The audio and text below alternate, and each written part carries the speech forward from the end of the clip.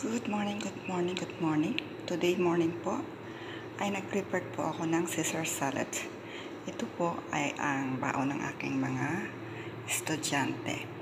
Dahil ito po ang request nila at siyempre ito po ang paborito nila.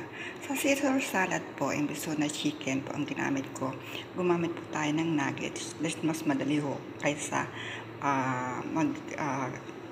kagawa pa tayo ng chicken. And then, as of today, meron ho tayong additional na toast bread po.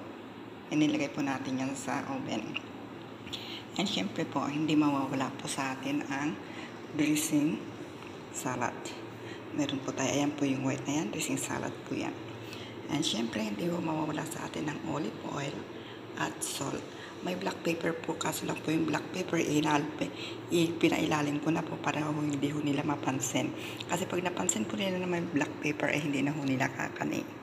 So ayan po ang ating video for today.